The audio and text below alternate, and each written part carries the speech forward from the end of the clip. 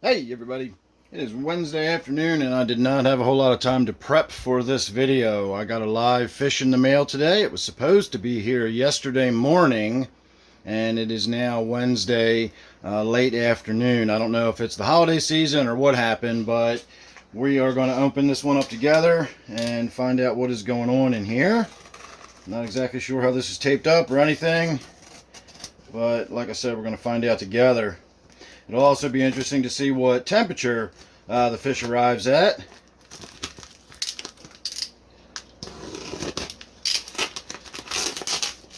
Not sure how he's got it packaged in here, but we'll get in there in a minute.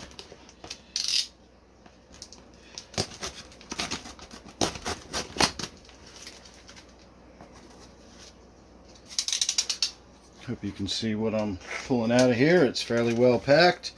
Now, the last time I got a fish from this shipper, there was no heat pack with it, and the fish showed up at about 70 degrees. And so this one actually feels like it's got a heat pack in it.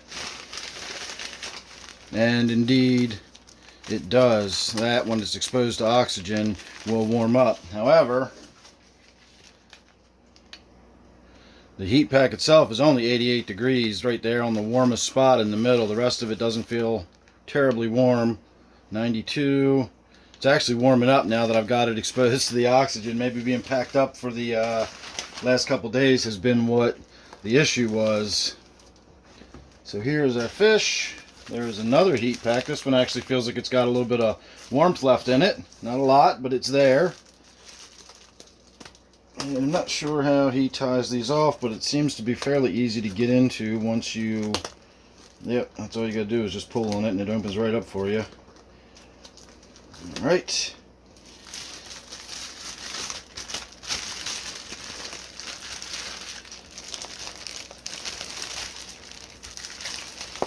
Now, unfortunately, the bag on the inside, he has all taped up, I guess to keep the fish from getting distressed by what it can see. Outside the bag as it's being shipped, I know when I pick up fish from the PetSmart or Petco or any fish store really, I always ask for them to be put in a bag on the way home, just so, same principle as putting a towel over a bird's cage, just calms them down. They can't see everything that's going on around them, keeps them from getting too stressed out. So let us see what we've got in here. He looks okay, but that's kind of hard to tell just from looking in and seeing a fish just sit there. So let me find something to put that in. This is not ideal, but it will work. In fact, let me actually put it in this bag because it's going to go straight over and go into the tank. I'm not putting this one into the quarantine tank. So let me see if I can get this fish into this bag without too much fuss. So give me a moment here.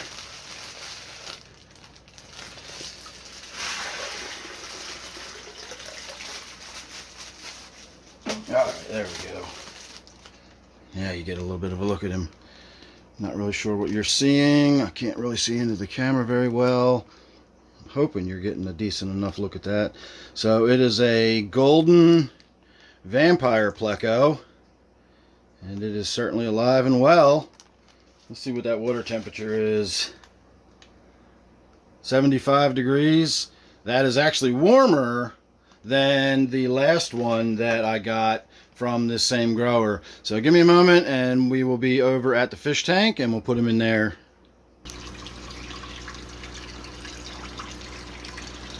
Alright, so my regular viewers know that I usually don't mess around with a whole lot of floating and acclimating and so on and so forth. I just kind of want to get this fish out of this water and into the tank. And I'm not worried about putting that little bit of water into my tank.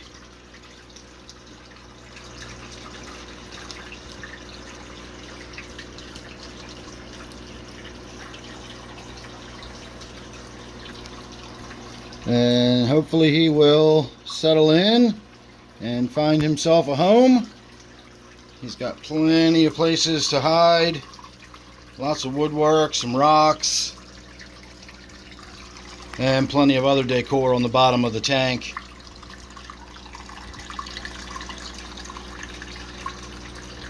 And he's also got a little companion friend down there on the bottom of the tank. That's my Synodontis lucipinus that you can see there, that little black and white catfish.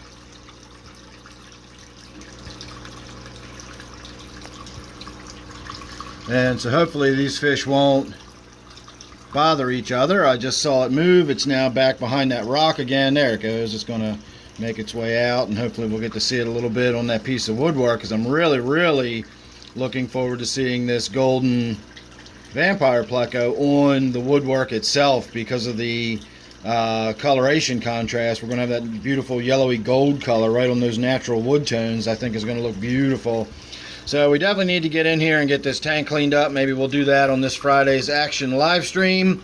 I do a live stream every Friday night and Sunday night at 8 p.m. Eastern Time. And on Friday nights anyway, I try to make Friday more of an action live stream where we get in, work on some tanks, do some water testing, so on and so forth. Let's see what happens if they interact. I guess they're not going to interact. So I try to do that on Fridays. And then on Sundays, I try to do more of a Q&A. I try to make myself available to answer questions for people, troubleshoot problems you're having, so on and so forth. So if you're interested in that, again, check out my live streams either Friday night or Sunday night at 8 p.m. Eastern Time. And I guess this Friday we'll get in here and we'll work on this tank and get the glass cleaned up a little bit so we can see these fish a little bit better. But I have a feeling that that golden vampire pleco is going to do just fine in this tank and is going to look amazing in there.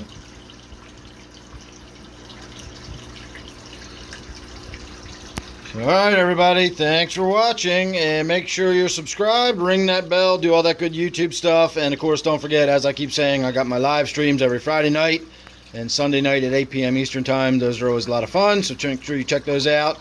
And in the meantime, I'm going to say thanks again, and I'll see you real soon in the next one.